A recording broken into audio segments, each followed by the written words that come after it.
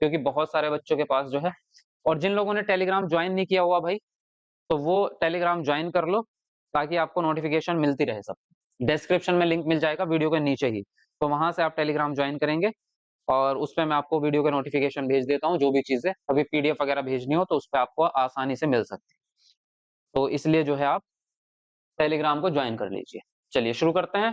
हाँ, good evening सभी को। मैंने सर्च किया है, वेरी गुड। हाँ, बहुत सारे बच्चों ने किया था, मैंने सबके नाम पढ़े थे, काफी बच्चों ने किया था सर्च।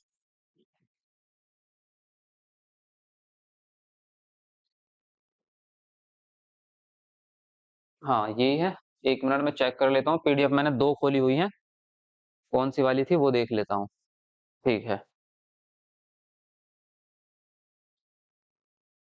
हाँ।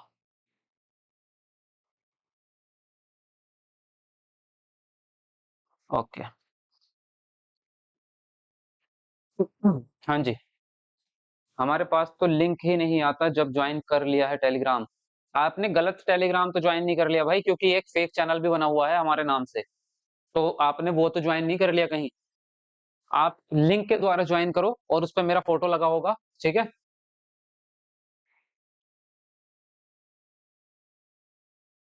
तो डिस्क्रिप्शन में जो लिंक दिया है ना, उससे ज्वाइन करो आप, वहां से आपको जो है सही पता चलेगा, मतलब सही चैनल आप ज्वाइन कर पाओगे, ठीक है। चलो ठीक है, बढ़िया आ गया। वीडियो को लाइक कर दो, अभी 150 ही लाइक हुए हैं, 300 लोग जुड़ चुके हैं हमारे साथ में, देखो इतनी जल्दी। तो 300 लाइक हो जाने चाहिए ना, 300 लोग जुड़े हुए हैं। चलो फटाफट से लाइक करो भाई। जितने लोगों ने नहीं किया, कंजूसी मत करो, जो लाइक करेंगे वही पास होंगे, ठीक है। तो लाइक करो इसलिए, अगर सीटेट पास करना है। देखो आज का पहला प्रश्न, बच्चों का विकास निम्नलिखित में से कौन से सिद्धांत का अनुसरण करता है। पहला ऑप्शन है एकरूपता, दूसरा है एक आयामी, तीसरा है आपका रेखिकता, और चौथा ऑप्शन है आपका वैयक्तिक विभिन्नताएं। तो आप अपना आंसर कमेंट बॉक्स में लिखते रहेंगे, और गिनते रहना कितने प्रश्न आपके सही होंगे, ठीक है, क्योंकि लास्ट में मैं पूछूंगा आपसे कि कितने सही हुए हैं किसके। चलो फटाफट से।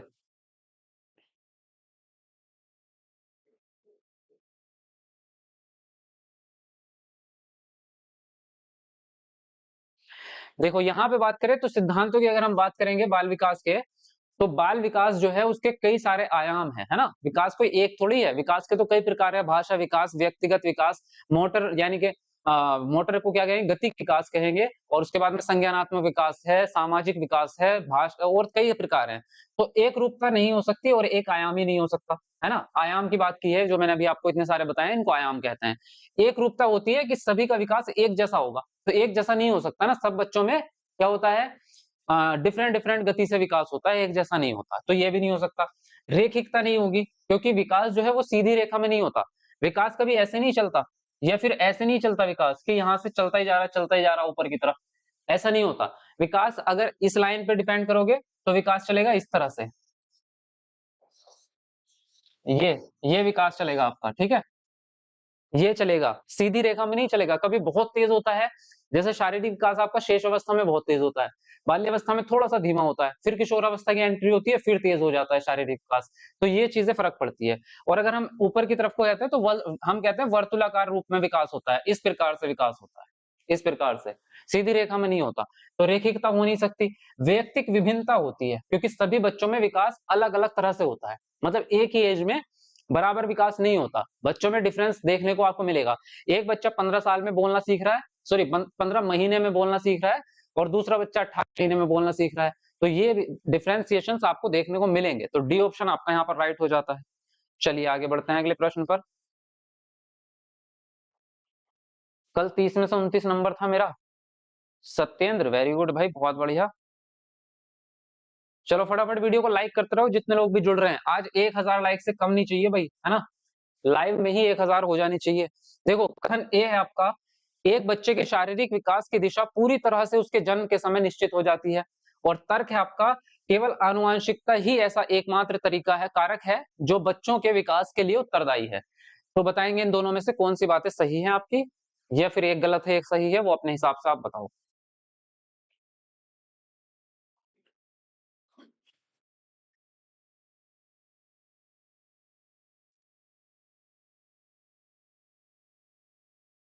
देखो, अब बात करें एक बच्चे के शारीरिक विकास की दिशा पूरी तरह से जन्म के समय निश्चित हो जाती है, ये बात गलत है। क्योंकि आपकी पूरी तरह से नहीं कह सकते। जन्म के समय बच्चा कुछ विशेषताएं लेके पैदा होता है माता पिता से, है ना, लेकिन पूरी तरह से नहीं हो सकती, उसमें वातावरण का भी रोल होगा। जो विकास है आपका वो जन्म के समय निश्चित नहीं हो जाएगा, यानी कि किस तरह से विकास होगा उसमें वातावरण की भूमिका रहेगी। इसमें कह रहे हैं केवल आनुवंशिकता ही एकमात्र कारक है जो बच्चों का विकास करेगा, ये भी गलत है, क्योंकि केवल आनुवंशिकता नहीं हो सकता, इसके साथ में वातावरण की प्रक्रियाएं जुड़ेंगी तब जाके पूरा होगा। तो ये दोनों ही बातें गलत हो जाती हैं। आंसर राइट होगा आपका डी ऑप्शन, ए और बी दोनों गलत है।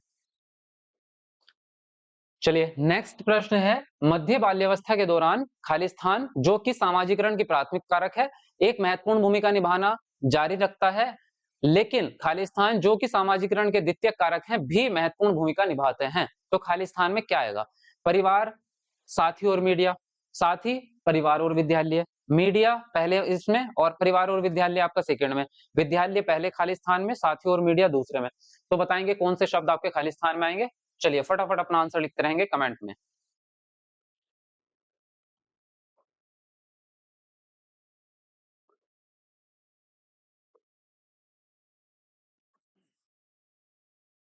बहुत बढ़िया, चलो 300 लाइक्स होने वाले हैं, 20 लाइक की कमी है, तो कमेंट को नीचे करके लाइक कर दो जिन लोगों ने नहीं किया फटाफट से। अब तक 500 लाइक हो जाने चाहिए थे, तो जल्दी जल्दी लाइक करो, कंजूसी नहीं चाहिए बिल्कुल भी। मध्य बाल्यावस्था होती कौन सी है आपकी? मध्य बाल्यावस्था होती है आपकी 6 साल से लेके 12 साल तक की उम्र। और प्रारंभिक बाल्यावस्था कौन सी होती है आपकी? 2 से 6 वर्ष।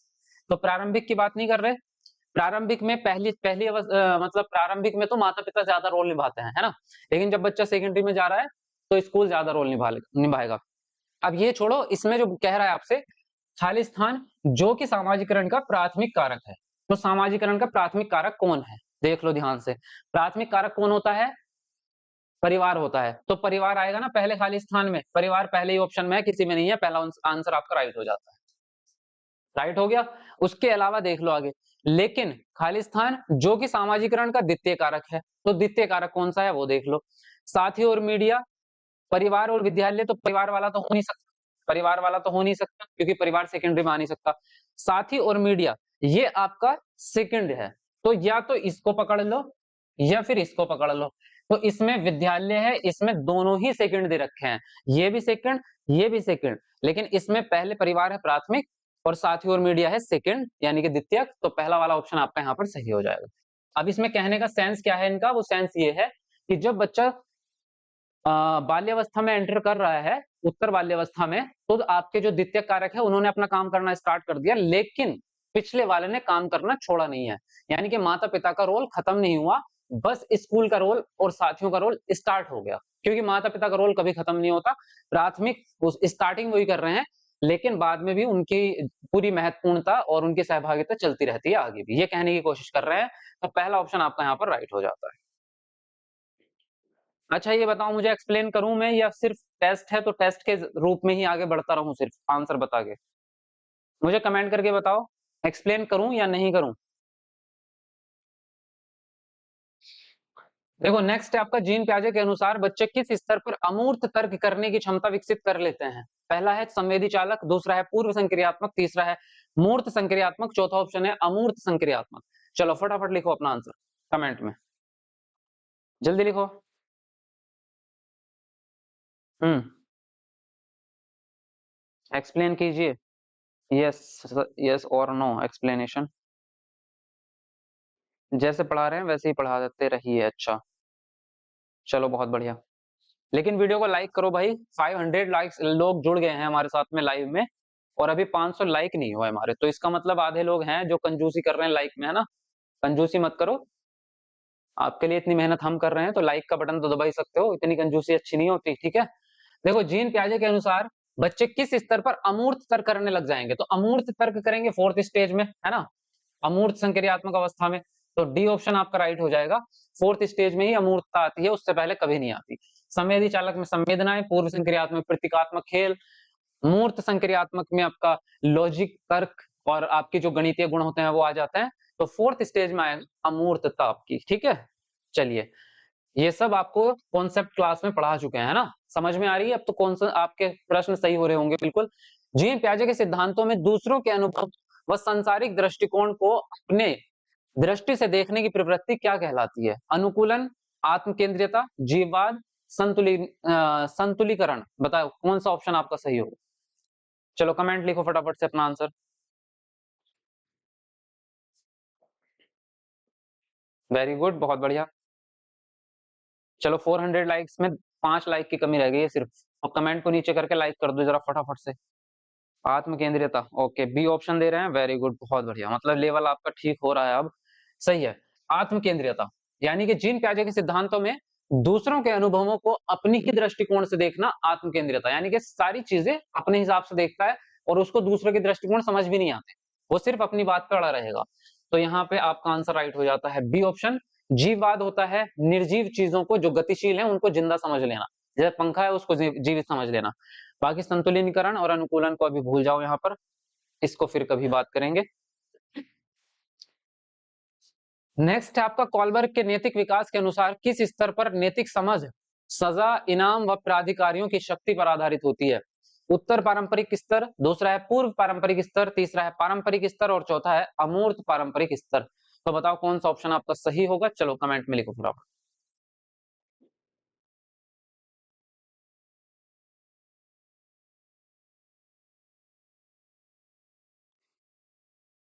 बहुत बढ़िया, चलो जल्दी जल्दी लिख रहे हो अपना आंसर।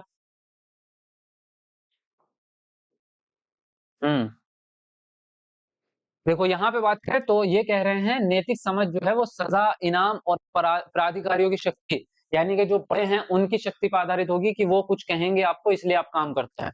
तो सजा और इनाम किस में आता है आपका, अगर बात करेंगे तो दंड जो है वो तो दंड और आज्ञाकारिता में आ जाएगा, पहली पहली अवस्था में आ जाएगा, अवस्था नहीं पहले चरण में आ जाएगा। और अगर बात करें हम इनाम की, प्रतिफल की, तो वो आता है दूसरे चरण में यांत्रिक अभिविन्यास, जिसमें बच्चे को कुछ काम करने के बदले कुछ सामान चाहिए होता है, खाने का पीने का जो भी चीज है वो इनाम। तो इस दोनों ही चरण शामिल कर दिए, पहला चरण भी दूसरा चरण भी। और पहला और दूसरा चरण किस में आ जाता है, पूर्व पारंपरिक स्तर में आ जाता है ना, यानी कि फर्स्ट स्टेज में आ जाता है। उत्तर तो हटा दो, पारंपरिक हटा दो, और अमूर्त तो होता ही नहीं है, ये तो इसने फालतू में ऐड किया है, सिर्फ 3 ही होते हैं आपके। तो बी ऑप्शन यहाँ पर आपका सही हो जाएगा। नेक्स्ट है संज्ञानात्मक विकास में भाषा जैसे सांस्कृतिक साधनों के महत्व को खालिस्तान ने अपने सिद्धांत में प्रस्तावित किया है। पहला ऑप्शन है आपका ले वाइगोत्स्की सामाजिक सांस्कृतिक, दूसरा है ले वाइगोत्स्की व्यवहारवादी, तीसरा है जीन पियाजे व्यवहारवादी, फोर्थ है आपका जीन पियाजे सामाजिक सांस्कृतिक। बताओ कौन सा ऑप्शन आपका सही होगा, चलो कमेंट लिखो फटाफट से। आंसर लिखते रहना भाई, ऐसा मन मन में मत सोचना, ठीक है, क्योंकि कई बार जो है मन में सोचा हुआ आंसर हमेशा जो है आप तुक में रखेगा, कि आपने बी सोचा और मैंने यहाँ पे बता दिया सी, तो आप कहेंगे अरे मैं सी तो लगाने वाला था, वो तो बी तो वैसे दिमाग में आ गया, सी तो था मेरा आंसर। तो डाउट वाली खेल होता है, तो उसको या तो रजिस्टर पे लिख दो या कमेंट में लिख दो, ताकि कंफर्म हो जाए कि अब चाहे दिमाग में कुछ भी था, जो लिखा है वही आंसर मैंने दिया है, तो ये कंफर्मेशन होती है आपकी, ठीक है। देखो संज्ञानात्मक विकास में भाषा जैसे सांस्कृतिक साधन को महत्व को किसने अपने सिद्धांत के अंदर प्रस्तावित किया, तो भाषा के महत्व को लेव वाइगोत्स्की ने इंपॉर्टेंस दिया है। तो सबसे पहले तो जीन पियाजे को काट दो, है ना, लेव वाइगोत्स्की ने कहा है ना कि भाषा संज्ञानात्मक विकास में मदद करेगी, तो लेव वाइगोत्स्की ने कहा है, कौन से सिद्धांत में कहा है, तो सामाजिक सांस्कृतिक विकास के सिद्धांत में कहा है, पहला ऑप्शन आपका सही हो जाता है, क्योंकि व्यवहारवादी तो है ही नहीं है, व्यवहारवादी नहीं है, ये रचनावादी है। जो आपके कॉलबर्ग हैं या फिर आपके ये लेव वाइगोत्स्की, जीन पियाजे, तीनों ही ये संरचनावादी है ना, इनमें से व्यवहारवाद कोई भी नहीं है। चलिए आगे बढ़े। अच्छा समझ में भी आ रहा है ना, कोई दिक्कत तो नहीं हो रही, यस लिख दो कमेंट में अगर क्लास बढ़िया लग रही है तो। देखो प्रश्न है आपका, लेव वाइगोत्स्की ने प्रस्तावित किया कि बच्चे, पहला ऑप्शन है पुनरावृत्ति और स्मरण की प्रक्रियाओं के माध्यम से निष्क्रिय रूप से सीखते हैं, दूसरा है संज्ञानात्मक विकास के 8 क्रमिक चरणों से गुजरते हैं, तीसरा है आपका बच्चे के विकास में बहुत सारी संभावनाएं हैं जिनमें वे चीजें शामिल हैं जो वे दूसरों के समर्थन से करने में सक्षम है, और डी है जन्म के समय निश्चित बौद्धिक क्षमताओं के साथ पैदा होते हैं जिन्हें बदला नहीं जा सकता। तो बताएंगे कौन सा ऑप्शन आपका सही होगा, चलो कमेंट में अपना आंसर देंगे आप। बहुत बढ़िया, यस आ गया है सबका, थैंक यू वेरी मच, मतलब क्लास मस्त चल रही है, बहुत बढ़िया। चलो 500 लाइक होने वाले हैं भाई हमारे, तो जिन लोगों ने नहीं किया एक बार लाइक कर दो, कमेंट को नीचे करके वीडियो लाइक करके आओ, 500 लाइक पूरे करो फटाफट से। अब आए हैं अच्छे अच्छे क्वेश्चन, ये हुई ना बात, चलो बहुत बढ़िया। चलो अगले प्रश्न से पहले 500 लाइक कंप्लीट हमारे। देखो लेव वाइगोत्स्की ने क्या कहा है आपसे, पुनरावृत्ति और स्मरण की प्रक्रियाओं के माध्यम से निष्क्रिय, तो निष्क्रिय रूप से तो नहीं सीखते। और पहली बात तो याद करने के ऊपर यानी कि स्मरण पर लेव वाइगोत्स्की ने कोई टिप्पणी नहीं की। संज्ञानात्मक विकास के 8 क्रमिक चरण की इन्होंने बात ही नहीं करी, है ना। बच्चे के विकास में बहुत सारी संभावनाएं हैं जिनमें वे चीजें शामिल हैं जो दूसरों के समर्थन से करने में सक्षम है, ये बात सही है। इसका मतलब है ये है कि बच्चे की जो संभावनाएं हैं वो है समीपस्थ विकास के क्षेत्र। ध्यान से समझ लेना, समीपस्थ विकास के क्षेत्र को ही संभावनाएं कह रहे हैं कि बच्चा भी इस लेवल पे है तो उसको इस लेवल पे जाना है, तो ये संभावना है कि मैं वहां तक पहुंच जाऊंगा, तो वो समीपस्थ विकास का क्षेत्र है। और पहुंचेगा कैसे, दूसरों की मदद से, तो मदद करने को क्या कहते हैं, पाड़ कहते हैं। तो इसमें कुल मिला के पाड़ और समीपस्थ विकास के क्षेत्र का एक्सप्लेनेशन है ये सी ऑप्शन, तो ये आंसर राइट हो जाएगा। फिर कह रहे जन्म के समय निश्चित बौद्धिक क्षमताएं होती हैं। पहली बात तो ये है कि बौद्धिक क्षमताओं के बारे में लेव वाइगोत्स्की ने ज्यादा एक्सप्लेनेशन दिया नहीं है। बौद्धिक क्षमताओं का जो सिद्धांत है वो है आपका पोलबर, सॉरी मैं कहाँ जा रहा हूँ, हार्वर्ड गार्डनर का बहुबुद्धि सिद्धांत। तो बुद्धि का हार्वर्ड गार्डनर का सिद्धांत है, लेव वाइगोत्स्की का नहीं है ना। तो इनसे इसका कोई लेना देना है। और अगर दूसरे एस्पेक्ट में भी देखोगे तो बौद्धिक क्षमताएं जन्म के समय निश्चित नहीं होती, उनमें वृद्धि की जा सकती है, पढ़ाई करके प्रशिक्षण के द्वारा उनको बढ़ाया जा सकता है। तो यहाँ पे जो है सी ऑप्शन राइट होगा। ठीक है, चलिए आगे बढ़ते हैं अगले प्रश्न पर। टाइम चेंज हो गया है क्या, नहीं टाइम तो 3 बजे का ही है हमारा, टाइम चेंज नहीं हुआ, 3 बजे का टाइम है, यही चल रहा है। देखो नेक्स्ट प्रश्न है आपका, एक प्रगतिशील कक्षा में शिक्षिका। पहला ऑप्शन है आपका बच्चों की रुचि के अनुरूप करके सीखने की पद्धति का पालन करती है। दूसरा है बारंबार अभ्यास व रटन स्मरण की प्रक्रिया का पालन करती है। तीसरा है सुनिश्चित करती है कि सभी अधिगम परीक्षाओं की तरफ केंद्रित हों। और डी है आपका सहयोग के बजाय प्रतिस्पर्धा को बढ़ावा देती है। बताओ कौन सा ऑप्शन आपका सही होगा, चलो कमेंट में लिखो फटाफट।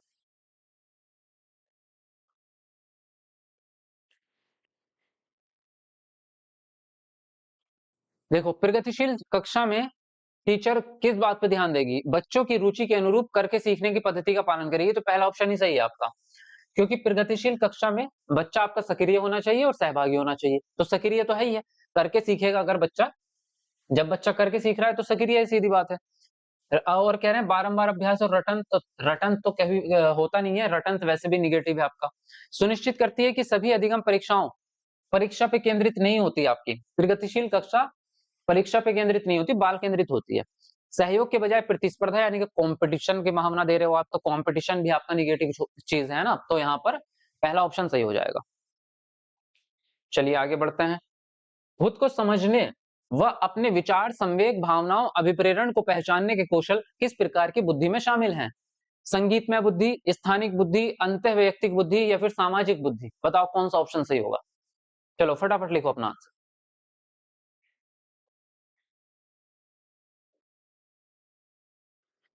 जो नए स्टूडेंट है भाई वो चैनल को भी सब्सक्राइब कर लेना, है ना, ताकि आपको आने वाली वीडियोस मिलती रहे। कंप्लीट तैयारी अगर आपको करनी है तो आप चैनल को सब्सक्राइब करके रखें। अगर आप खुद को समझने की क्षमता रखते हैं, यानी कि अपने विचार, अपने संवेग, अपनी भावना, है ना, खुद के अपनी बात कर रहे हैं, तो आपका हो जाएगा अंतरावैयक्तिक। अंतःवैयक्तिक लिखा है इसने यहाँ पे, गलत लिख दिया, इंग्लिश वाला सही लिखा है इंट्रापर्सनल। ठीक है, इंट्रापर्सनल, अंतरावैयक्तिक होता है, ये होता है अंतरावैयक्तिक, ये होता है अंतरावैयक्तिक। क्योंकि अंतःवैयक्तिक या अंतर्वैयक्तिक तो दूसरों की भावनाओं के लिए होता है, अपने लिए होता है अंतरावैयक्तिक। तो आंसर तो सी ही राइट मानेंगे, क्योंकि यहाँ पे और दूसरा ऑप्शन दिया ही नहीं है इसने, लेकिन यहाँ पे स्पेलिंग मिस्टेक्स है। तो इंट्रापर्सनल होता है, इंग्लिश वाला यहाँ पे सही लिखा है। दूसरा होता है जो आपका दूसरों के लिए होता है इंटरपर्सनल, वो होता है इंटर, ये वाला। ठीक है, चलिए आगे बढ़ते हैं। ले वाइगोत्स्की के अनुसार भाषा व संज्ञानात्मक विकास का आपस में कोई संबंध नहीं है। दूसरा है भाषा और संज्ञानात्मक प्रक्रियाओं का विकास एक दूसरे से स्वतंत्र है। तीसरा है भाषा उन साझे अनुभवों को सुसाधित करती है जो संज्ञानात्मक प्रक्रियाओं के लिए आवश्यक है। और डी है आपका भाषा का विकास संज्ञानात्मक विकास के पश्चात होता है। बताओ कौन सा ऑप्शन आपका सही होगा, चलिए फटाफट से अपना आंसर लिखेंगे आप। इंट्रा खुद के लिए, हाँ बहुत बढ़िया। चलो 500 लाइक्स पूरे हो गए हैं हमारे। सभी लोग लाइक करते रहें, 1000 लाइक कंप्लीट करेंगे आज की वीडियो में। हो ही जाएंगे, है ना? आप लोग लाइक इतनी बढ़िया करते हो कि दिल खुश हो जाता है। देखो यहाँ पे बात करें ले वाइगोत्स्की के अनुसार भाषा और संज्ञानात्मक का संबंध तो है, ये अगर नहीं है तो ये तो गलत हो जाएगा। भाषा और संज्ञानात्मक विकास एक दूसरे से स्वतंत्र है, ये भी गलत है क्योंकि वो एक दूसरे से जुड़े हुए हैं। भाषा उन साझा अनुभवों को सुसाधित करती है जो संज्ञानात्मक प्रक्रियाओं में आवश्यक होते हैं। यानी कि कुल मिलाकर क्या है, ये है कि भाषा जो है संज्ञानात्मक विकास में मदद करती है, तो ये बात आपके ले वाइगोत्स्की के हिसाब से सही है। भाषा का विकास संज्ञानात्मक विकास के पश्चात होता है, ये बात कहते हैं जीन पियाजे कि पहले संज्ञानात्मक विकास होगा फिर भाषा होगा, तो ये जीन पियाजे कहते हैं। वाइगोत्स्की कहते हैं कि पहले भाषा का विकास होगा, तो वाइगोत्स्की के हिसाब से सी ऑप्शन राइट है। ठीक है, चलिए आगे बढ़ते हैं। अधिगम के आकलन करने में निम्नलिखित में से क्या शामिल है? पहला ऑप्शन है आपका विद्यार्थियों को समान क्षमता वाले समूहों में वर्गीकृत करना और नामीकरण करना। दूसरा है विद्यार्थियों के चिंतन प्रक्रियाओं को समझना। तीसरा है आपका बच्चों के सीखने की तैयारी के स्तर का पता लगाना। बताओ कौन सा ऑप्शन आपका सही होगा? चलो कमेंट करो अपना आंसर। बहुत बढ़िया, फटाफट लिखते रहो।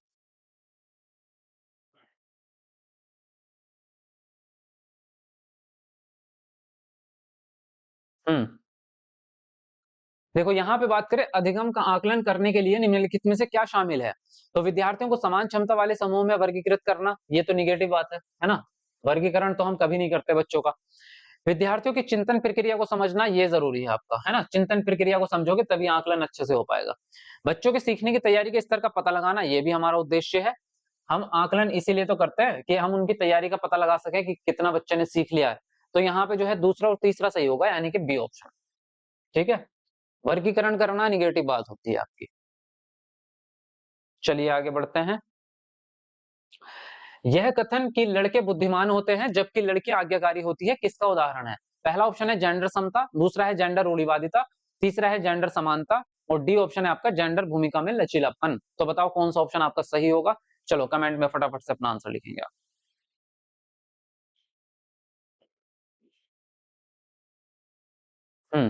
जल्दी लिखते रहे अपना आंसर फटाफट से।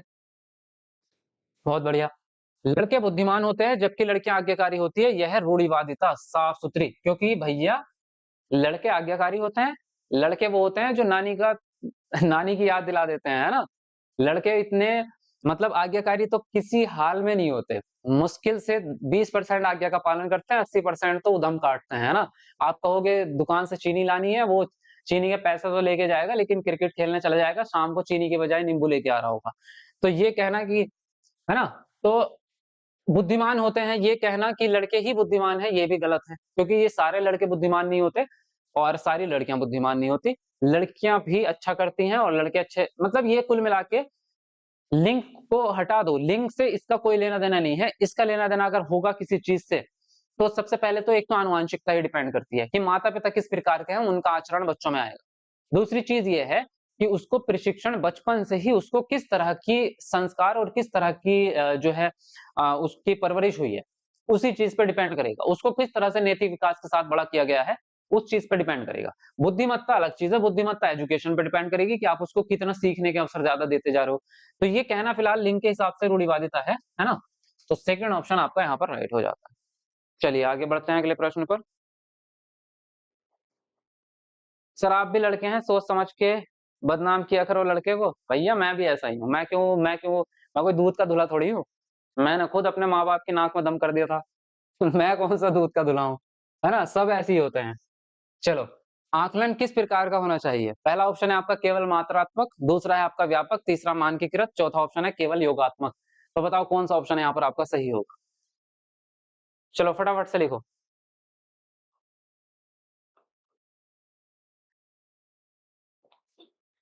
हम्म, देखो यहाँ पे बात करें आकलन किस प्रकार का होना चाहिए, केवल मात्रात्मक, तो केवल मात्रात्मक होना ठीक नहीं रहेगा, है ना? गुणात्मक भी होना चाहिए। मतलब मात्रात्मक वो हुआ जिसको आप अंकों में बता सको कि 20 में से 25 नंबर, वो सॉरी 20 में से 15 नंबर आए हैं, है ना? जिस तो महापुरुष होगा कोई, तो वो मात्रात्मक है। तो हमें गुणात्मक भी देखना है, बच्चे का व्यवहार कैसा है, बच्चा अपने सहपाठी की कितनी मदद करता है, बच्चा बातचीत कैसे करता है, बड़ों का आदर करता है, ये सब चीजें भी आपकी उसमें आनी चाहिए।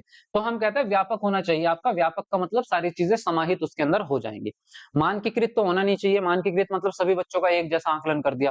केवल योगात्मक जो साल के अंत में होता है, तो केवल एक आकलन से पता नहीं चलेगा, फिर तो वही काम है कि चिड़िया चुग गई खेत, अब क्या होगा, है ना। तो बीच में आकलन करोगे तो पता चलेगा कहाँ कमी हो रही है, बच्चा क्या सीख रहा है क्या नहीं सीख रहा, तो आप उसमें सुधार कर पाएंगे। साल के अंत में लोगे बच्चा फेल हो गया, अब सुधार करने का समय ही नहीं बचा, है ना। तो योगात्मक अच्छा नहीं होता आपका आकलन। यहाँ पे बी ऑप्शन आपका राइट हो जाएगा। चलो आगे बढ़ते हैं अगले प्रश्न पर। नेक्स्ट है आपका बच्चों का मूल्यांकन क्यों किया जाना चाहिए। पहला ऑप्शन है बच्चों के प्रदर्शन की तुलना करने के लिए। दूसरा है बच्चों में प्रतिस्पर्धा को बढ़ावा देने के लिए। तीसरा है धीमी गति से सीखने वालों की पहचान और नामीकरण के लिए। और फोर्थ है आपका सीखने सिखाने की प्रक्रिया में सुधार करने के लिए। तो बताओ यहाँ पर कौन सा ऑप्शन आपका सही होगा। चलो अपना आंसर लिखो कमेंट में।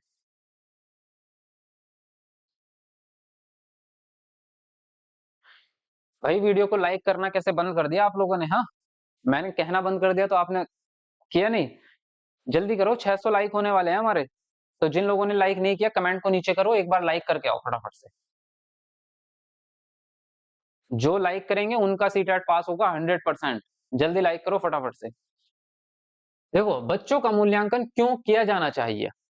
तो बच्चे का प्रदर्शन की तुलना नहीं, तुलना नहीं करते हम बच्चों की। बच्चों में कंपटीशन करवाना है, प्रतिस्पर्धा, ये भी नहीं कराते। धीमी गति से सीखने वाले बच्चों की नामीकरण करेंगे, ये भी नहीं कराते हम। सीखने सिखाने की प्रक्रिया में सुधार करने के लिए आकलन होता है कि आप मूल्यांकन से ये पता लगा लेंगे कि बच्चा कहाँ गलती कर रहा है, कहाँ बच्चे को नहीं आ रही चीज, तो उसमें फिर सुधार कर पाएंगे आप। तो इसलिए मूल्यांकन हम डेली डेली करते रहते हैं। तो डी ऑप्शन आपका राइट होगा। ठीक है, चलिए आगे बढ़ते हैं। लाइक में क्या रखा है सर। लाइक में क्या रखा है, लाइक में वही रखा है जो मटर पनीर की सब्जी में रखा है। ठीक है, मजा आता है ना। तो मेरे को लाइक देख के मजा आता है, मेरे अंदर खुशी पैदा होती है, फिर मैं और ज्यादा मोटिवेशन के साथ आपको पढ़ाता हूँ। तो इसलिए मुझे मोटिवेट रखोगे तो आपका ही भला होगा, है ना। आपका ही सीटेट पास होगा। देखो समावेशी शिक्षा किस पर बल देती है। पहला ऑप्शन है प्रत्येक छात्र की क्षमता को बढ़ाने पर। दूसरा है सीखने में कमियों के रूप में देखने पर।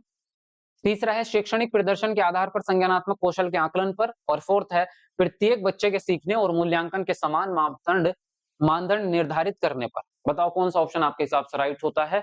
चलो लिखो अपना आंसर फटाफट से।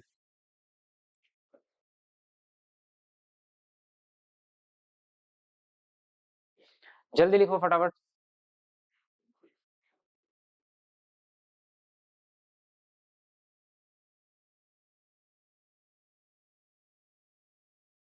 देखो यहाँ पे बात करें समावेशी शिक्षा किस पे बल देगी।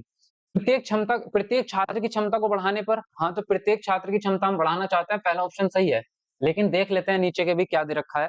सीखने में कमियों के रूप में देखने पर, यानी कि जो आपकी बच्चों की डिसेबिलिटीज है उसको कमियों के रूप में देख रहे हैं आप, ये नहीं करेंगे आप, है ना। ये नहीं करते आप। शिक्षण प्रदर्शन के आधार पर संज्ञानात्मक कौशल के आकलन पर। शैक्षणिक प्रदर्शन के आधार पर। देखो संज्ञानात्मक कौशल का आकलन केवल शैक्षणिक प्रदर्शन के आधार पर नहीं होना चाहिए। मतलब किसी ने अगर आपके मैथ के पेपर में 100 में से 80 नंबर लेके आ गया तो क्या वो संज्ञानात्मक विकास से बहुत बढ़िया हो गया, यानी कि वही उच्चतम है, नहीं। संज्ञानात्मक विकास में और भी बहुत सारी चीजें हैं कि बच्चा टाइम मैनेजमेंट कैसे करता है, बच्चा अपने पूरे सिलेबस को किस तरह से मैनेज करता है कि हर सब्जेक्ट पे पकड़ बनाई जाए। जो प्रोजेक्ट वर्क आप देते हैं उसमें कितनी सहभागिता निभाता है, समस्या समाधान किस तरह से करता है, आपसे सवाल कितने पूछता है, उसके अंदर तार्किक चिंतन कितना है। तो उसमें 20-30 चीजें मिला करके, इतनी एक्टिविटी मिला करके संज्ञानात्मक विकास की जांच होगी। केवल ये कि एक टेस्ट में बच्चे ने नंबर ज्यादा ला दिए तो उसका संज्ञानात्मक विकास अच्छा हो गया, ऐसा कुछ भी नहीं है ना। तो संज्ञानात्मक विकास की जांच केवल शैक्षणिक प्रदर्शन के आधार पर नहीं हो सकती। अगर आपके नंबर कम आते हैं ना और कोई आपसे कहे कि आप बुद्धू हैं, तो उसको चांटा लगा देना खींच के, है ना। नंबर लाना संज्ञानात्मक विकास की या इंटेलिजेंस की ताकत नहीं होती। आप जीवन में कितना बेहतर करते हैं, किस तरह से लाइफ को जीते हैं, वो संज्ञानात्मक विकास है असली। ठीक है, प्रत्येक बच्चे के सीखने और मूल्यांकन के समान मापदंड, समान तो हम कभी भी नहीं करेंगे, है ना। सभी बच्चे के लिए एक जैसे मानदंड या एक जैसे लक्ष्य निर्धारित नहीं कर सकते क्योंकि व्यक्ति की विभिन्नता है। ठीक है, तो आंसर कौन सा राइट हो गया, पहला हो गया। देखिए नेक्स्ट प्रश्न में कथन दिए हैं आपके। कथन ए है, जब शिक्षक मानते हैं कि वंचित पृष्ठभूमि से आने वाले बच्चों में सीखने की क्षमता है और उन्हें कक्षा में अपनेपन का एहसास कराते हैं तो उसका प्रदर्शन उनके प्रदर्शन में सुधार की संभावना होती है। तर्क है आपका बच्चों और उनकी क्षमताओं के बारे में शिक्षकों का विश्वास बच्चों को प्रभावित करता है। तो दोनों में से कौन सी बातें सही हैं, ये आप बताएंगे कमेंट। चलो फटाफट से।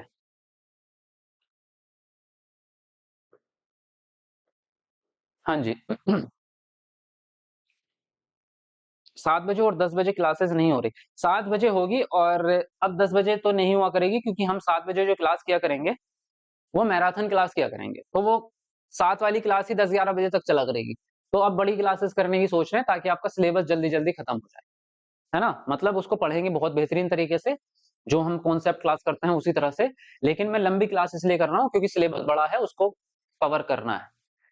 देखिए यहाँ पे बात करें, जब शिक्षक मानते हैं कि वंचित पृष्ठभूमि से आने वाले बच्चों में सीखने की क्षमता है, और उन्हें अगर हम कक्षा में सम्मान देंगे, स्वीकृति देंगे, तो वो अच्छे से सीखेंगे चीजों को। तो ये बात तो सही है ना? भाई जहाँ इज्जत मिलती है, वहाँ आपका प्रदर्शन अच्छा होता है। आप किसी रिश्तेदारी में गए, आपसे अच्छे से वहाँ पे सब बातचीत कर रहे हैं, तो दोबारा जाने का आपका मन करता है कि हाँ, वो लोग अच्छे हैं, मैं उनसे मिलने जाऊँ। आप गए किसी रिश्तेदारी में, आपसे पानी भी नहीं पूछा, आपसे बदतमीजी से बात कर रहे हैं, उनका बच्चा आया, आपका मोबाइल चुरा के भाग गया, है ना? तो आप दोबारा उस घर में कदम भी नहीं रखेंगे। तो ये बात तो सच है। बच्चों और उनकी क्षमताओं के बारे में शिक्षकों का जो विश्वास होता है, वो बच्चों को प्रभावित करता है, ये बात भी सही है। अगर आपका टीचर कह दे आपसे कि आप अच्छे बच्चे हो, पढ़ाई में भी अच्छे हो, तुम कर लोगे, तुम पास हो जाओगे, बस तुम थोड़ी-सी मेहनत करो, तो आप और मेहनत करते हैं। लेकिन अगर आपका टीचर आपसे कह दे ना, "तेरा कुछ नहीं होने वाला, तू तो बुद्धू ही है यार, तेरा कोई कुछ नहीं कर सकता, तू पढ़ कितना ही पढ़ ले, मत पढ़, तेरा तू पास नहीं होना।" तो आप जितना पढ़ रहे थे, उतना भी छोड़ दोगे, तो फ़र्क पड़ता है। तो इसलिए दोनों बातें सही हैं, और एक्सप्लेनेशन भी सही है, इसलिए व्याख्या सही है। ए और आर दोनों सही है, और ए की आर सही व्याख्या भी है। पहला ऑप्शन यहाँ पर आपका सही हो जाएगा। ठीक है? अच्छा, चीज़ें समझ में आ रही हैं? क्लास मस्त लग रहा है तो यस लिख दो कमेंट में, ताकि मुझे पता चले। चलो फटाफट से लिख दो एक बार। देखो नेक्स्ट है आपका, खालिस्तान से सामग्री की प्रस्तुति और खालिस्तान को सुगम बनाती है। तो खालिस्तान में क्या आएगा? कई तरीके, सभी बच्चों के अधिगम, कई तरीके, केवल विशेष बच्चों का अधिगम, यहाँ पे कॉमा है। एक समान तरीके, सभी बच्चों का अधिगम, एक समान तरीके, केवल विशेष बच्चों का अधिगम। तो बताओ यहाँ पर खालिस्तान में क्या शब्द रखना चाहते हो आप? चलो जल्दी बताओ। बहुत बढ़िया, सबका यस आ चुका है, बहुत बढ़िया। अब इसी तरह से वीडियो को लाइक भी कर दो, ठीक है? 700 लाइक्स होने वाले हैं, तो जल्दी से लाइक कर दो, कमेंट को नीचे करके लाइक करके आओ, जितने लोगों ने नहीं किया। वेरी गुड, मजा आ गया आज क्लास में, बहुत बढ़िया, आप लोग जवाब दे रहे हैं एकदम मस्त करके। इसी तरह से एक्टिव रहो, सीटेट में 120 नंबर आएंगे सबके। अगर रेगुलर रहे ना, मैं आपके 120 तक पहुंचाऊंगा सबके। देखो यहाँ पे कह रहे सामग्री को एक समान तरीके से तो कभी भी प्रस्तुत नहीं करते, ये बात तो आपको याद रखनी है, क्योंकि हम क्या करते हैं, हमारी कक्षा है समावेशी कक्षा, और ये यूनिवर्सल है। अब समावेशी ही चलती है, तो एक समान तरीके काम आएंगे नहीं, क्योंकि बच्चे डिफरेंट डिफरेंट है। अब बच्चे आपका दो, है ना? तो कई तरीके से तो सामग्री का प्रस्तुति करेंगे, लेकिन उससे फायदा किसका होगा, सभी बच्चों का या केवल विशेष बच्चों का? तो भैया अगर हम टीएलएम और अपना टीचिंग मेथड कई तरीके का इस्तेमाल कर रहे हैं, तो बच्चों का तो सबका फायदा होगा ना, किसी एक प्रकार के बच्चों का थोड़ा होगा। तो इसलिए हम चुनेंगे सभी बच्चों का। तो पहला ऑप्शन आपका सही हो जाएगा, है ना? कई तरीके से सामग्री की प्रस्तुति सभी बच्चों के अधिगम को सुगम बना देगी। पहला ऑप्शन आपका एकदम जबरदस्त है, जिंदाबाद, है ना? चलो आगे बढ़ते हैं। मेरी एसएसटी की तैयारी सही से नहीं हुई है, कोई बात नहीं, एसएसटी की अब मैराथन चलेंगी, और एकदम प्रैक्टिकल तरीके से चलेंगी, तो मजा आएगा, टेंशन मत लो। देखो प्रश्न है आपका, सीखने की अक्षमता वाले छात्रों के लिए निम्नलिखित में से कौन सा उचित समायोजन नहीं है? पहला ऑप्शन है आपका, कार्यों के बीच बार बार विराम के लिए समय। दूसरा है परीक्षण के लिए आवंटित समय का विस्तार। तीसरा ऑप्शन है न्यूनतम विकर्षणों के साथ कार्यस्थल प्रदान करना। और फोर्थ है आपका, मूल्यांकन के लिए मानकीकृत परीक्षण। तो बताओ कौन सा ऑप्शन सही होगा? चलो फटाफट लिखो अपना आंसर।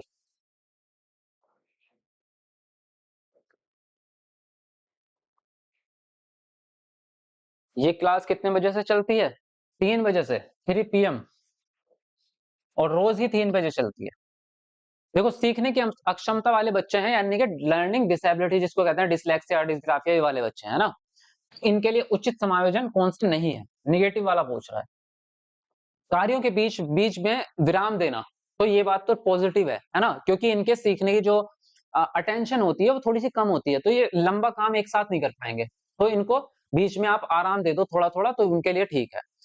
परीक्षण के लिए आवंटित समय, आवंटित मतलब जो आपका फिक्स समय है, जैसे 2.5 घंटे का पेपर होता है, तो इनको 2.5 घंटे नहीं मिलते, इनको मिलते हैं 3 घंटे 10 मिनट। इनके लिए 50 मिनट का या 55 या 40 मिनट का टाइम थोड़ा ज्यादा मिलता है पेपर में, तो ये बात भी सही है।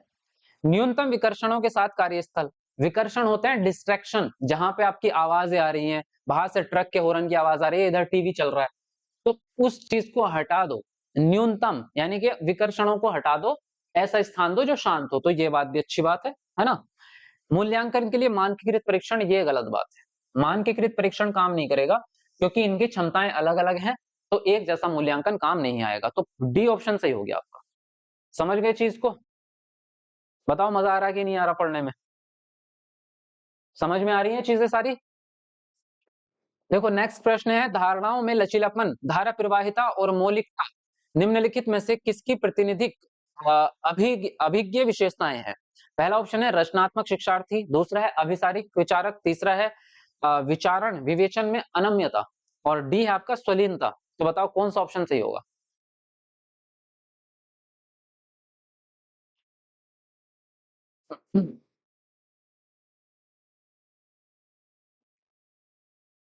बहुत बढ़िया, लिखते रहो, अपना आंसर लिखते रहो। देखो, धारणाओं में लचीलापन होना, धारा प्रवाहिता होना और मौलिक। पहली बात तो मौलिकता मतलब नए नए विचार आना, मौलिक मतलब न्यू, नए विचार आना, और धारणाओं में लचीलापन, जो आपके विचार है उसको बदला जा सकता है अगर आपके सामने कुछ नया विचार सामने आता है। ऐसा नहीं कि मैं बिल्कुल फिक्स हूं, मैंने कह दिया धरती सपाट है तो सपाट ही रहेगी। जब वैज्ञानिकों ने खोज दिया है कि धरती गोल है, तो मान लो ना, अब अपने विचार को बदलो। तो विचारों में लचीलापन का मतलब है कि जितनी भी नई चीजें आप पढ़ते जाते हैं, तो उसके हिसाब से आप अपने विचारों में परिवर्तन करते चले जाते हैं। तो ये रचनात्मक विद्यार्थी की विशेषता है, या दूसरे शब्दों में कहें तो सारी विचार विद्यार्थी है ना, अब सारी चिंतन वाले, सारी चिंतन वाले बच्चे होते हैं ये रचनात्मक, क्रिएटिव, रचनात्मक, इन्हीं को कहते हैं। अभी सारी वाले तो किसी एक एक पे अटके रहते हैं। विवेचन में अनम्यता, अनम्यता होता है फिक्स्ड, यानी कि जिसको बदला नहीं जा सकता। तो आप अपने विचारों को बदलना नहीं चाहते, ये गलत हो जाएगा। स्वलीनता है ऑटिज्म, तो ये ऑटिज्म वाले बच्चे की भी नहीं है, क्योंकि ऑटिज्म वाला बच्चा भी नई चीजें पसंद नहीं करता, उसको एक जैसा ही वातावरण, एक जैसी चीजें पसंद आती है। तो पहला ऑप्शन यहाँ पर आपका सही हो गया। चलिए आगे बढ़ते हैं अगले प्रश्न पर। आपके ऐप पर सब सब्जेक्ट की तैयारी होती है क्या सर? देखो, ऐप पर नहीं क्लास होती, क्लास चैनल पे होती है, यही यूट्यूब पे जहां आप देख रहे हो, ऐसे टीचर अकेडमी। ऐप पे आपको नोट्स मिलते हैं, तो नोट्स ले लो आप ऐप पे जाके और क्लासेस करो यहीं से। ठीक है, देखिए नेक्स्ट आपका प्रश्न है, शिक्षकों को खालिस्तान पाठ्यचर्या और खालिस्तान मूल्यांकन का उपयोग करना चाहिए। तो क्या आएगा? खंडित और मानकीकृत, गैर संदर्भित और योगात्मक, लचीला और रचनात्मक, एक समान और मानक। तो बताओ कौन सा खालिस्तान में आएगा? चलिए अपना आंसर लिखेंगे फटाफट से।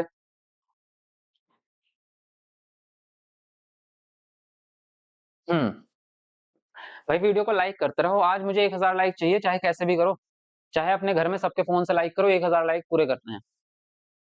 मम्मी पापा भैया भाभी सबके फोन लो, सबसे लाइक कर दो, कैसे भी करो, मुझे नहीं पता। 700 लाइक भी नहीं हुए, अभी 686 लाइक हुए हैं, तो 300 लाइक और चाहिए मुझे, कैसे भी करो, आप लोगों की जिम्मेदारी। शिक्षकों को किस प्रकार की पाठ्यचर्या प्रस्तुत करनी होगी? तो खंडित तो नहीं करेंगे आप, और मानकीकृत गलत होता है आपका, गैर संदर्भित भी गलत है। गैर संदर्भित मतलब ऐसी पाठ्यचर्या जो बच्चे के जीवन से रिलेट ही नहीं कर रही, तो ये तो बेकार है। एक समान पाठ्यचर्या भी नहीं दे सकते आप सभी बच्चों को, क्योंकि सभी बच्चे आपके भिन्न भिन्न प्रकार के हैं। तो आप लचीली पाठ्यचर्या दो और रचनात्मक मूल्यांकन करो, है ना। लचीली पाठ्यचर्या यानी कि बच्चे की जरूरत के हिसाब से आपका सिलेबस भी बदल सकता है, ये लचीला होता है। और मूल्यांकन रचनात्मक होगा, यानी कि जो लगातार चलता रहे। तो आपका सी ऑप्शन यहाँ पर सही हो जाता है। ठीक है, चलो आगे बढ़ते हैं अगले प्रश्न पर। हाँ सर, आज मार खिलवाएंगे मोबाइल के लिए। मार वार खाने की जरूरत नहीं है, चोरी कर लो फोन, और बस वीडियो को लाइक करके फिर से वापस वहीं रख देना, है ना। आपने मैथ और ईवीएस की क्लास नहीं की, हम अब करेंगे ना, मैंने आपसे कल की क्लास में कहा तो था कि अब मैराथन क्लास आएंगी आपकी। देखो, एक शिक्षक को छात्रों को प्रभावी समस्या समाधानकर्ता बनने में सक्षम किस प्रकार बनाना है? पहला ऑप्शन है आपका भय उत्पन्न करके, दूसरा है तनाव, तनाव और तनाव को प्रेरित करके, अच्छा। सी है आपका निष्क्रिय स्मरण, रणनीतियों के उपयोग को प्रोत्साहित करके, और डी है आपका समान सोच के उपयोग को प्रोत्साहित करके। तो बताएंगे यहाँ पर कौन सा ऑप्शन राइट होगा भाई? ये तो बड़ा अलग प्रश्न आ गया आज आपके सामने।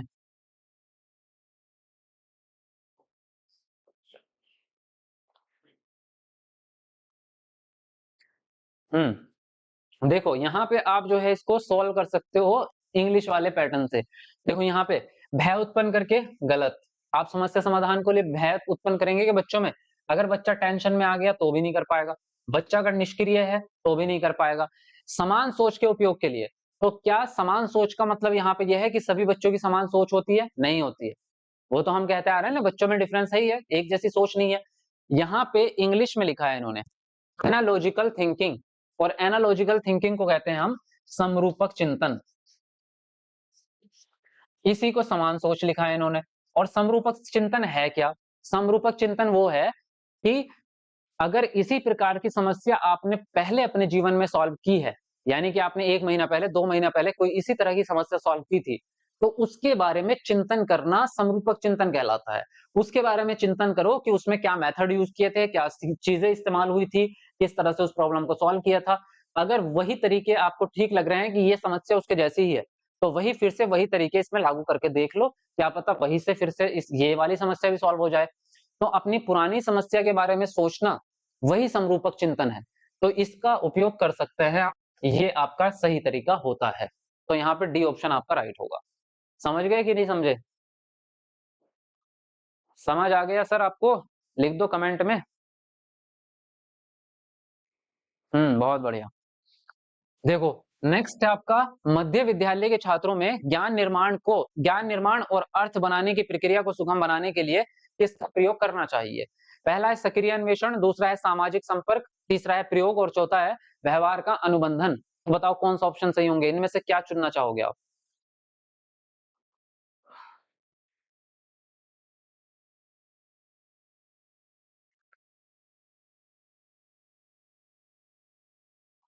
जल्दी लिखो अपना आंसर। बहुत बढ़िया। देखो मध्य विद्यालय में छात्रों में ज्ञान निर्माण और अर्थ की प्रक्रिया को बनाने के लिए सक्रिय ठीक है ना? सक्रिय अन्वेषण होता है खोज करना, बच्चे खुद से ही चीजों की खोज करें। सामाजिक संपर्क भी अच्छी चीज है, पॉजिटिव है। प्रयोग मतलब एक्सपेरिमेंट, है ना? इधर हाँ ठीक है, एक्सपेरिमेंट। एक्सपेरिमेंट करेगा बच्चा तो सक्रिय रहेगा। व्यवहार का अनुबंधन, नहीं ये नहीं करेंगे भाई साहब, ये तो गलत चीज हो गई है ना। व्यवहार का अनुबंधन मतलब व्यवहारवादी सिद्धांत। व्यवहारवादी जो आपके कुत्ते बिल्ली वाले सिद्धांत है, थॉर्नडाइक का सिद्धांत, पेवलव का सिद्धांत, जिसमें बाहरी उत्तेजना के द्वारा, बाहरी उत्प्रेरण के द्वारा व्यवहार को बदला जाए, वो चीज गलत है। वो रचनावाद में नहीं आती कि बच्चों को मार मार के आपने जो है चीजें सिखा दी, वो गलत है। तो पहला दूसरा तीसरा ये सही जाएगा, सी ऑप्शन। अब ये बताओ कितनों ने सही दिया था और कौन लोग थे जिन्होंने डी ऑप्शन दिया है? बहुत लोग थे ना। चलो आगे बढ़ते हैं। नेक्स्ट है आपका, निम्नलिखित में से कौन सी रणनीति छात्रों के अवधारणात्मक समझ को बढ़ावा नहीं देगी? छात्रों की अवधारणात्मक समझ को बढ़ावा नहीं देगी। पहला ऑप्शन है छात्रों को ब्लैक बोर्ड से ज्यों का त्यों उत्तर कॉपी में उतारने के लिए कहना। दूसरा है विद्यार्थियों से किसी सहकर्मी को अवधारणाएं समझाने के लिए कहना। तीसरा है विद्यार्थियों से उदाहरणों और गैर उदाहरणों के बारे में सोचने के लिए कहना। और डी है आपका छात्रों को पिछली अवधारणाओं के साथ संबंध बनाने के लिए कहना। तो बताओ कौन सा ऑप्शन यहाँ पर आपका सही होगा? चलो फटाफट अपना आंसर लिखो।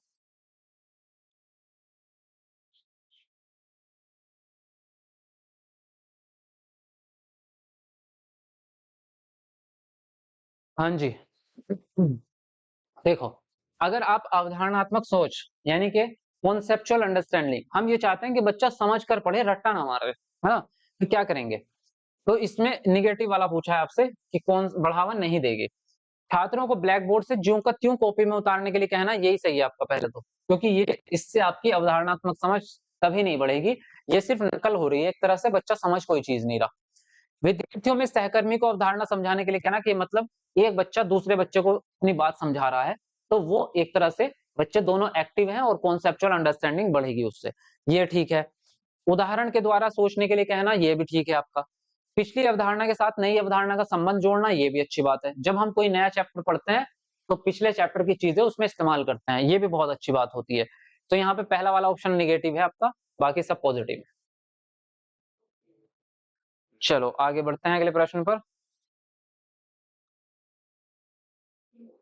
हाँ जी, बहुत बढ़िया। चलो भाई वीडियो लाइक करते रहो, जितने लोग भी जुड़ रहे हैं आज, है ना। कितने बजे से कितने बजे तक क्लास होती है? एक 3 बजे क्लास स्टार्ट करते हैं हम, दूसरी क्लास 7 बजे। देखो प्रश्न है आपका, मध्य विद्यालय के शिक्षकों को शिक्षण अधिगम प्रक्रिया के दौरान छात्रों की वैकल्पिक भ्रांतियों से कैसे निपटना चाहिए?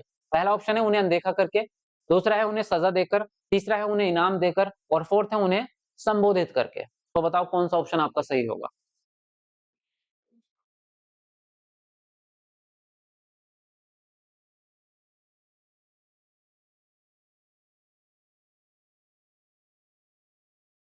हाँ जी, तो मध्य विद्यालय के शिक्षकों को शिक्षण अधिगम प्रक्रिया के दौरान छात्रों की वैकल्पिक भ्रांतियां भ्रांतियां जो डाउट्स होते हैं सबके अलग अलग।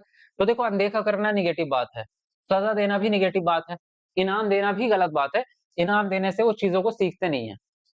तो उन्हें संबोधित करके, यानी कि आप उनको पकड़ो, भ्रांतियों को, उनको डाउट डाउट जो भी हैं उनको एक्सेप्ट करो, और फिर उनसे चर्चा करो बच्चों से कि ऐसे डाउट क्यों आए हैं। उनके दिमाग में भी तो कुछ चल रहा होगा ना बच्चों के, तो उनका पता लगाओ कि दिमाग में बच्चों के क्या चल रहा है, फिर उनको सही चीज बताओ कि ऐसे होता है इसको सारा। तो यहाँ पे डी ऑप्शन आपका राइट होगा। चलिए आगे बढ़ते हैं।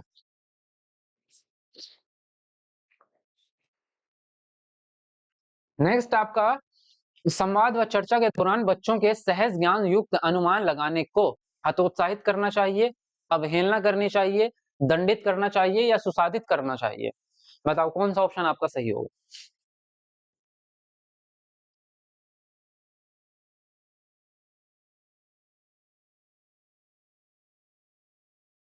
देखो तो जो आपके जब आप चर्चा कर रहे हैं बच्चों के साथ में, डिस्कशन कर रहे हैं, तो उनके अपने खुद के अनुमान होते हैं कुछ, है ना। जैसे मान लीजिए आप जो है अ, आसमान के तारों के बारे में डिस्कस कर रहे हैं, तो आप कहेंगे कि तारे जो होते हैं वो सूरज के समान है, यानी कि सूरज भी एक तारा है। बच्चे के दिमाग में आया कि सूरज में तो इतनी धूप, इतनी गर्मी होती है, वो हमें जो है गर्मी लगती है उससे, लेकिन तारे जब रात में निकलते हैं तो रात में हमें गर्मी नहीं लगती और रात में धूप भी नहीं निकलती। तो ये जो दूसरे तारे हैं ये सूरज कैसे हो सकता है? अब बच्चे के दिमाग में डाउट आया है, तो अब आप उसके क्या करेंगे? उसको कहेंगे कि ये ऐसे सवाल नहीं पूछने, या उसको सजा दे देंगे कि ऐसे सवाल पूछना गलत बात होती है, क्या करेंगे आप? तो ये दंडित भी नहीं करेंगे, अवहेलना भी नहीं करेंगे और डिमोटिवेट भी बच्चों को नहीं करेंगे। आप सुसाधित करेंगे, यानी कि एनकरेज करेंगे और उसके सवालों को समझाने की, उसको कॉन्सेप्चुअल तरीके से उसकी अंडरस्टैंडिंग बनाने की कोशिश करेंगे कि तारे जो होते हैं वो बहुत दूर होते हैं, सूरज के अपेक्षा बहुत दूर है, इसलिए उनकी गर्मी हम तक पहुंच नहीं पाती। तो आप उनके डाउट्स को इस तरह से क्लियर करेंगे। चलिए आगे बढ़ते हैं। प्रश्न है आपका, समस्या समाधान की प्रक्रिया को किस प्रकार सुगम बनाया जा सकता है? पहला ऑप्शन है प्रतिक्रियात्मक सधिरता को बढ़ावा देकर, दूसरा है आपका अभिसरण सोच को बढ़ावा देकर, तीसरा है कार्यात्मक स्थिरता को बढ़ावा देकर, चौथा ऑप्शन है आपका सहज अनुमान को बढ़ावा देकर। चलिए बताएंगे कौन सा ऑप्शन आपका सही होगा? चलो कमेंट में जल्दी आंसर लिखो।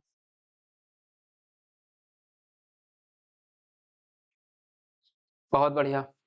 वीडियो को लाइक भी करते रहो भाई, जितने नए बच्चे जुड़ रहे हैं, और जो न्यू है वो चैनल को जरूर सब्सक्राइब कर लेना अगर सीटेट पास करना है। गारंटी है आपके सीटेट पास होने की, अगर आप बन गए रेगुलर। समस्या समाधान की प्रक्रिया को कैसे ठीक करेंगे आप? प्रतिक्रियात्मक सधिरता को बढ़ावा देकर, प्रतिक्रियात्मक यानी कि सेट, ये सधिरता नहीं है, एक मिनट, यहाँ पे सेट है ना, स्थिरता होगा ये, सॉरी। सधिरता का भी यही मतलब है, वैसे स्थिरता सधिरता एक ही है, तो ये तो नहीं होगा। मतलब आपने फंक्शनल चीज को रुकावट पैदा कर दी है, तो ये रुकावट पैदा करना समस्या समाधान में गलत होता है। अभिसरण सोच भी रुकावट ही है, क्योंकि अभिसरण वाले एक ही तरीका इस्तेमाल करते हैं, तो वो नए नए चीजें सोच नहीं पाएंगे, तो इसलिए गलत हो जाएगा। क्रियात्मक स्थिरता भी गलत ही है। कार्यात्मक स्थिरता में भी स्थिरता शब्द आया है, यानी कि आपने उसमें रुकावट पैदा कर दी है। सहज अनुमान लगाने को बढ़ावा देंगे, ये सही है। जब आप अनुमान लगाएंगे तभी आप कई तरीकों से सोच पाएंगे। भाई अनुमान ही तो सोचने का तरीका है कि यार ये प्रॉब्लम ऐसे नहीं ठीक हो रही, तो इस तरह से तो हो जाएगी, उससे भी नहीं हुई यार, चलो इस तरह से हो जाएगी। तो अनुमान लगाना ही आपके लिए ताकत है। तो डी ऑप्शन आपका सही हो जाता है। नेक्स्ट है, मध्य विद्यालय की कक्षा में छात्रों के बीच प्रतिस्पर्धा को, पहला ऑप्शन है प्रोत्साहित किया जाना चाहिए, क्योंकि विजेता और हारे हुए बच्चों के नामीकरण उन्हें रचनात्मक रूप से सीखने के लिए प्रेरित करते हैं। दूसरा है नजरअंदाज किया जाना चाहिए और छात्रों को यह तय करने के लिए छोड़ दिया जाना चाहिए कि क्या वे प्रतिस्पर्धा करना चाहते हैं। तीसरा ऑप्शन है प्रोत्साहित किया जाना चाहिए क्योंकि यह छात्रों को प्रतिस्पर्धी बाजार आधारित अर्थव्यवस्थाओं में शामिल होने के लिए तैयार करता है। ये आपका हतोत्साहित किया जाना चाहिए क्योंकि यह छात्रों के तनाव और चिंता को बढ़ाता है जिससे उनके संज्ञानात्मक विकास में बाधा आती है। तो बताएंगे कौन सा ऑप्शन आपका सही होगा? चलिए फटाफट से बताएंगे।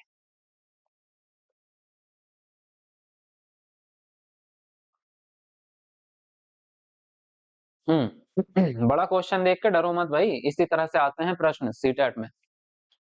देखो छात्रों के बीच अगर कंपटीशन हो रहा है तो क्या करेंगे आप? कंपटीशन को प्रोत्साहित तो आप कभी नहीं करेंगे, पहली बात तो यही मान लो। तो प्रोत्साहित वाला तो आपका गलत ही हो जाता है। सीधी बात है ना, कंपटीशन बच्चों के बीच में हो रहा है तो वो निगेटिव चीज है, उसको आप बढ़ावा थोड़ा दोगे। तो ये चीज तो दो ऑप्शन देखो आपके बिना पढ़े ही कट मार दो, उस पे कोई दिक्कत नहीं है। नजरअंदाज करेंगे और छात्रों को ये तय करने के लिए छोड़ देंगे कि वे प्रतिस्पर्धा करना चाहते हैं या नहीं, तो ये भी गलत है। हम उनको छोड़ेंगे नहीं आजाद, हम उनको प्रतिस्पर्धा करने से रोकेंगे भी, ये भी हमारा काम है। भैया बच्चे अगर शरारत कर रहे हैं तो शरारतों से रोकना भी तो हमारा ही काम है, हम उन्हें छोड़ थोड़ी देंगे ऐसे, तो ये भी गलत। तो हतोत्साहित करेंगे, हतोत्साहित मतलब उनको मना करेंगे आप कि ये चीज गलत है, कंपटीशन नहीं करना आपको। क्यों नहीं करना? क्योंकि इससे छात्रों में टेंशन पैदा हो जाती है, चिंता पैदा हो जाती है और उनके संज्ञानात्मक विकास पर असर पड़ता है, वो चीजों को सीख नहीं पाते। तो यहाँ पे डी ऑप्शन आपका राइट हो जाता है। समझे कि नहीं समझे? चलो आगे बढ़ते हैं। जब बच्चे खालिस्तान की भावना का अनुभव करते हैं तो उनके सीखने पर सकारात्मक प्रभाव पड़ने की संभावना है। शर्म की भावना, भय की भावना, खुशी या अपमान, क्या आएगा खालिस्तान में? चलो फटाफट लिखेंगे आप अपना आंसर। जल्दी लिखते रहो अपना आंसर, वेरी गुड, बहुत बढ़िया। चलो 800 लाइक होने वाले हैं हमारे, तो एक बार 800 लाइक पूरे कर दो, 20 लाइक की कमी है, 20 लाइक रह गए हैं, तो कमेंट को नीचे करके वीडियो को लाइक करके आओ जल्दी। देखो जब बच्चों के अंदर खुशी की भावना पैदा होगी तभी बच्चे जो है सकारात्मक रूप से आगे बढ़ेंगे। अगर शर्म है बच्चों में तो भी वो आपसे सवाल जवाब नहीं कर पाएंगे, बच्चे डरे हुए हैं तो भी चीजों को सीख नहीं पाएंगे, बच्चों का अपमान करोगे आप तो फिर वो कक्षा में आना ही बंद कर देंगे। तो यहाँ पे सी ऑप्शन आपका सही हो जाता है। नेक्स्ट है आपका कथन ए, छात्रों को अपनी सफलता और विफलता के लिए आंतरिक कारकों को जिम्मेदार ठहराने पर प्रतिबिंबित करने के लिए प्रोत्साहित करें जिससे उन्हें खुद पर रचनात्मक रूप से काम करने में मदद मिलती है। और कारण है सफलता और असफलता के आंतरिक गुण व्यक्तियों को कड़ी मेहनत करके अपने प्रदर्शन को बेहतर करने में मदद करते हैं। तो दोनों बातों में से कौन सी बातें सही हैं ये आपको ऑप्शन में बताना है। चलिए कमेंट में अपना आंसर लिखेंगे आप। चलिए जल्दी से अपना आंसर लिखें फटाफट से।